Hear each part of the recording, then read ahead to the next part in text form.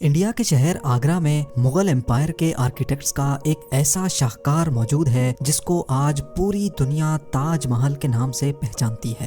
42 ایکڑ پر پھیلا دور سے ہی چمکتا ہوا یہ مقبرہ جہاں اپنے اندر خوبصورتی کے باغیچے سجائے ہوئے ہے، وہیں اس کے اوپر غم اور اداسی کے کئی بادل ابھی تک منڈلا رہے ہیں۔ لگ بھگ 400 سال پہلے بنائی جانے والی یہ خوبصورت بلڈنگ جہاں اپنے دور کی سب سے بڑی اور سب سے شاندار بلڈنگ ہوا کرتی تھی، وہیں آج اس کو دنیا کا 7واں عجوبہ بھی مانا جاتا ہے۔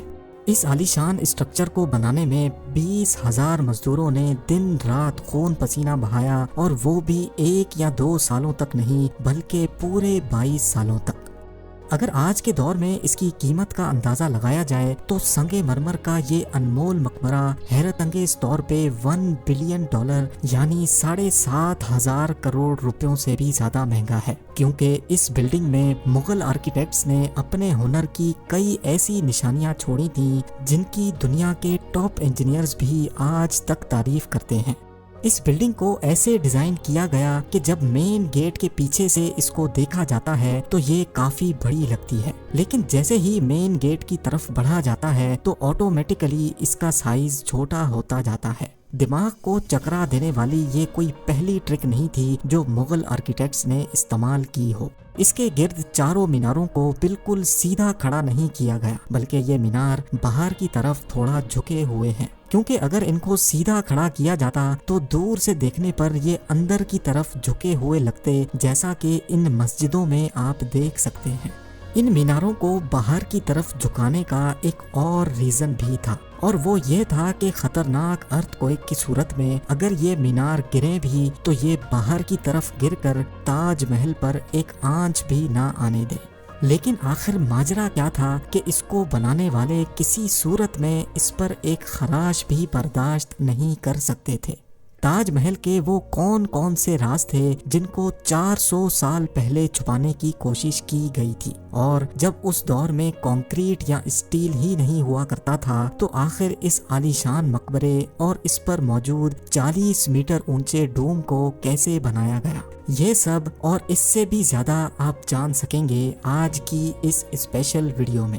ناظرین، یہ معاملہ اسٹارٹ ہوا تھا سن 1607 میں، جب انڈیا اور پاکستان کے اس خطے میں مغل امپائر کا ہولڈ ہوا کرتا تھا۔ اس دن مغل شہنشاہ کا سب سے چھوٹا بیٹا شہاب الدین محمد خرم 15 سال کا ہو چکا تھا، اور اسی کی سیلیبریشن کے لیے آگرہ فورٹ میں ایک عالی شان پارٹی رکھی گئی تھی۔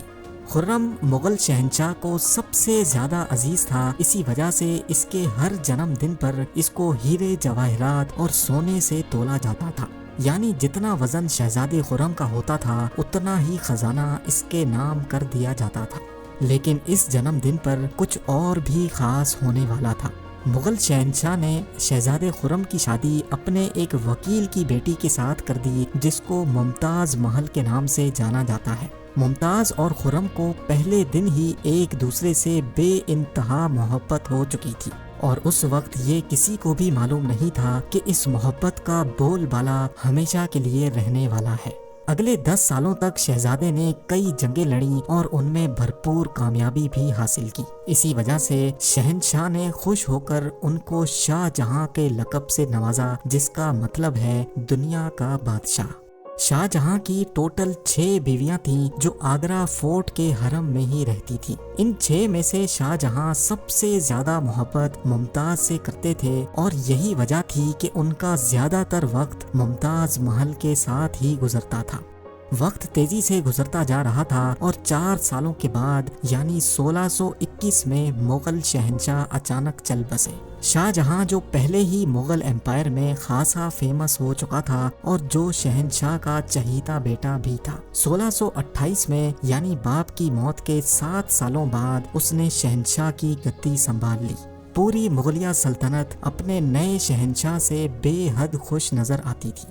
یہ وہ پیریڈ تھا جب مغل امپائر اپنے پورے عروج پر تھی، یعنی پورے انڈیا پاکستان کے ساتھ ساتھ افغانستان کے بھی کئی حصوں میں مغلیہ سلطنت کا راج ہوا کرتا تھا۔ سارے فیصلے شاہ جہاں خود کرتا تھا، جبکہ ممتاز محل پیچھے رہ کر شاہ جہاں کو مشورے دیا کرتی تھی۔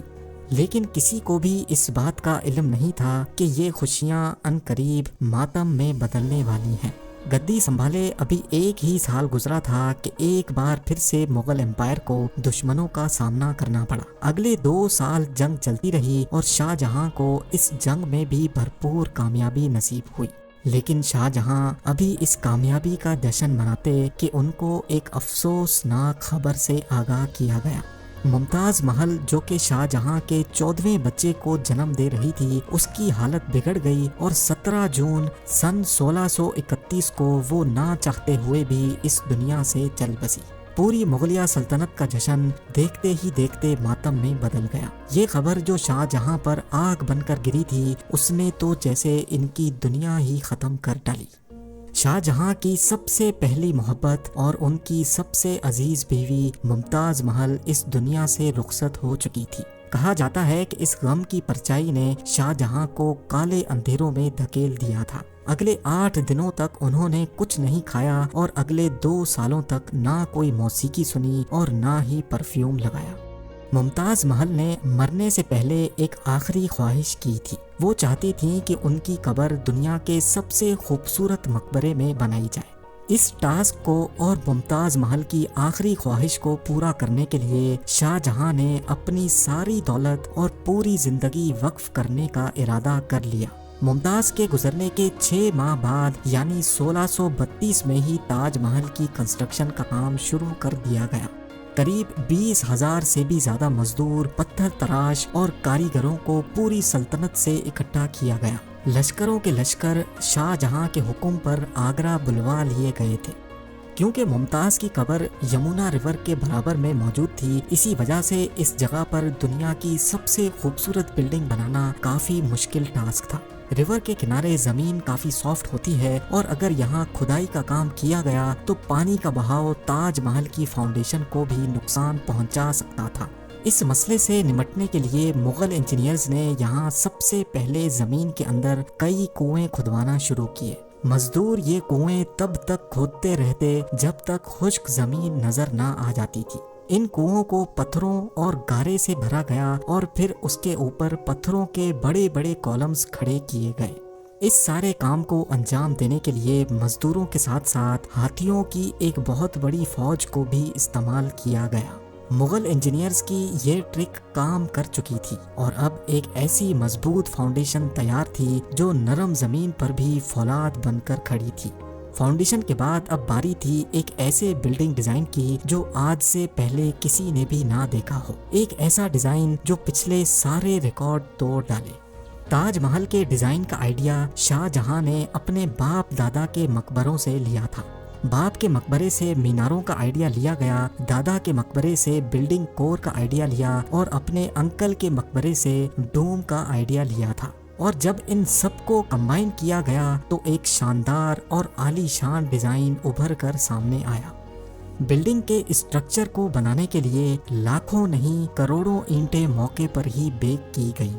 یہ سب اتنا آسان نہیں تھا اور اس میں لا تعداد پیسے بھی بہائے جا رہے تھے۔ ہر گزرتے دن شاہی خزانہ تیزی سے خالی ہوتا جا رہا تھا، لیکن شاہ جہاں کو کسی چیز کی پرواہ نہیں تھی، بس ان کو یہ کام ہر قیمت پر کمپلیٹ کرنا تھا۔ کہا جاتا ہے کہ تاج محل کی کنسٹرکشن میں اتنے زیادہ لوگ لگائے گئے تھے کہ ان کی وجہ سے آس پاس کے علاقوں میں کھانا پینا ختم ہو گیا تھا۔ 20,000 مزدوروں اور کاریگروں کی ڈیمانڈ پوری کرنے کے لیے شاہ جہاں نے آس پاس کے تمام علاقوں سے اناج آگرہ منگا لیا تھا۔ کئی سالوں کی محنت کے بعد بلڈنگ کا اسٹرکچر کمپلیٹ ہو چکا تھا اور اب باری تھی اس کو سنگ مرمر سے سجانے کی۔ یہ سنگ مرمر آگرہ سے 400 کلومیٹر دور راجستھان سے منگایا جانا تھا، کیونکہ یہاں کا مکرانہ ماربل آج تک دنیا کا فائنسٹ ماربل مانا جاتا ہے۔ شاہ جہاں نے تاج محل کے لیے پورا مکرانہ ماربل ریزرو کر لیا تھا، یعنی جب تک تاج محل کی ڈیمانڈ پوری نہیں ہو پائے گی تب تک کسی کو بھی یہ ماربل خریدنے کی اجازت نہیں تھی۔ 1000 ہاتھیوں کی مدد سے ہزاروں ٹن وزنی ماربل راجستھان سے آگرہ منگایا گیا۔ تاج محل کا یہ خوبصورت ڈوم اتنا بڑا ہے کہ اس کا اندازہ صرف آنکھوں سے دیکھ کر ہی لگایا جا سکتا ہے۔ آج کل اس طرح کے ڈوم بڑی آسانی سے اسٹیل اسٹرکچر پر بنائے جا سکتے ہیں، لیکن 400 سال پہلے 40 میٹر اونچے ڈوم کو بنانے میں ان کے پاس صرف پتھروں کا ہی سہارا تھا۔ اس ڈوم کو بنانے میں مغل انجینئرز نے جو اسٹریس کیلکولیشن کی تھی اس کی آج کے انجینئرز بھی بہت تعریف کرتے ہیں۔ تاج محل کی فنیشنگ کے لیے اس کو پیٹرا ڈورا یا پرچن کاری سے ڈیکوریٹ کیا جانا تھا۔ پیٹرا ڈورا ایک ایسی کلاکاری کو کہا جاتا ہے جس میں قیمتی پتھر کو ماربل کے اندر تراش کر لگایا جاتا ہے۔ ماربل کو بڑی مہارت اور باریکی سے قیمتی پتھر کی شیپ کے حساب سے تراشا جاتا ہے اور پھر اس میں پتھر کو گلو کے ذریعے چپکایا جاتا ہے۔ تاج محل پر استعمال ہونے والی گلو کوئی عام گلو نہیں تھی۔ کافی ریسرچ اور لیبارٹری ٹیسٹ کے بعد معلوم پڑا کہ یہ گلو شیرہ، لیمن جوس اور سنگ مرمر پاؤڈر کو ملا کر بنائی جاتی تھی۔ وہی سیم گلو آج بھی تاج محل کی رینوویشن کے لیے استعمال کی جاتی ہے۔ تاج محل کی خاص باتوں میں ایک بات یہ بھی ہے کہ یہ دن میں 4 مرتبہ اپنے رنگ بدلتا ہے۔ سورج نکلنے سے پہلے یہ بالکل بلیک شیڈ دیتا ہے، سورج نکلنے کے بعد یہ لائٹ یلو اور پنک شیڈ دیتا ہے، جبکہ دوپہر کے وقت تاج محل کی خوبصورتی کا نیا رخ دیکھنے کو ملتا ہے، نیلے آسمان پر جیسے موتی چمک رہا ہو، اور سن سیٹ کے وقت یہ پوری بلڈنگ گولڈن کلر کی دکھائی دیتی ہے۔ پورے 22 سالوں کے بعد سن 1654 میں تاج محل کی کنسٹرکشن کا کام مکمل کر لیا گیا۔ شاہ جہاں اپنی بیگم کی یاد میں دنیا کا سب سے خوبصورت مقبرہ بنانے میں کامیاب ہو چکا تھا۔ شاہ جہاں نے اس عالی شان عمارت کا نام اپنی پسندیدہ بیوی کی یاد میں ہی رکھا۔ ممتاز محل سے اس کا نام تاج محل رکھ دیا گیا۔ ہر سال شاہ جہاں ممتاز کی برسی پر یمنا ریور کے ذریعے تاج محل پر جایا کرتے تھے۔ یہ تاج محل کی ایسی انٹرنس تھی جس کو صرف شاہی خاندان کے لیے ہی بنایا گیا تھا۔ اس انٹرنس کی دیواروں پر دلکش نقاشی کا کام کیا گیا تھا جو شاید صرف شاہی آنکھوں کے دیکھنے کے لیے ہی کیا گیا تھا۔ شاہ جہاں کا یہ مہنگا ترین پروجیکٹ کمپلیٹ تو ہو چکا تھا، لیکن اس نے مغلیہ سلطنت کو تباہی کے کنارے پر لا کھڑا کیا۔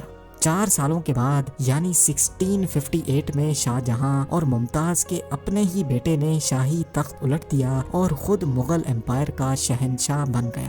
شاہ جہاں جو پچھلے 30 سالوں سے اس تخت پر راج کر رہے تھے، اس کو قیدی بنا کر آگرہ فورٹ میں ہی بند کر دیا گیا۔ صرف ایک فیسلٹی ایسی تھی جو شاہ جہاں کو دی گئی، اور وہ یہ تھی کہ جس کمرے میں اس کو بند کیا گیا تھا اس کی کھڑکی سے وہ تاج محل کو دیکھ سکتے تھے۔ 8 سال قید میں رہنے کے بعد 74 ایئرز کی ایج میں شاہ جہاں بھی اس دنیا کو الوداع کر گئے۔ شاہ جہاں کا اب ممتاز سے دوبارہ ملنے کا وقت آ چکا تھا اور ان کو تاج محل میں ہی دفن کر دیا گیا۔